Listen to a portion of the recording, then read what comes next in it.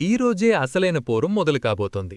కానీ మ్యాచ్కు ముందు సన్ రైజర్స్ ఫ్యాన్స్కు ఒక షాకింగ్ న్యూస్ మరియు ఒక big surprise. Captain Pat Cummins దూరమవ్వడంతో ఆర్సీబీపై తలపడే సన్ రైజర్స్ జట్టుకు కొత్త కెప్టెన్ వచ్చేశాడు.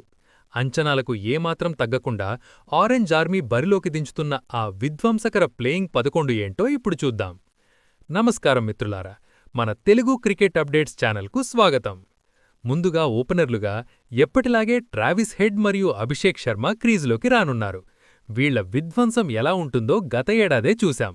ఇక ఫస్ట్ డౌన్లో అందరికీ షాకిస్తూ ఇషాన్ కిషన్ బ్యాటింగ్కు రానున్నాడు. అంతేకాదు, ఈరోజు మ్యాచ్కు ఇషాన్ కిషన్ సన్ రైజర్స్కు తాత్కాలిక కెప్టెన్గా వ్యవహరించనున్నాడు. వికెట్ కీపింగ్ బాధ్యతలు కూడా ఇషాన్ కిషన్దే.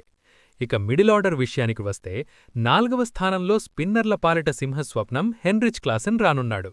ఆ తర్వాత 5వ స్థానంలో నితీష్ కుమార్ రెడ్డి, 6వ స్థానంలో England power hitter Liam Livingstone బ్యాటింగ్కు వస్తారు. వీళ్లతో పాటు 7వ స్థానంలో అనికేత్ వర్మ లేదా శివాంగ్ కుమార్లలో ఒకరు ఆడే అవకాశముంది.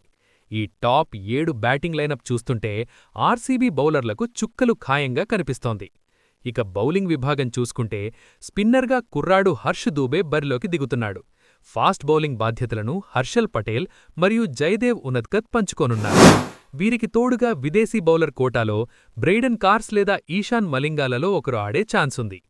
ఇంపాక్ట్ ప్లేయర్ విషయానికి వస్తే టీం మొదట బ్యాటింగ్ లేదా బౌలింగ్ చేసేదాన్ని బట్టి జీషన్ అన్సారీ, శివం మావి, సలిల్ అరోరా, కమిందు మెండెస్ లేదా క్రెయిన్స్ ఫులేత్రాలలో ఒకరిని తీసుకునే అవకాశముంది.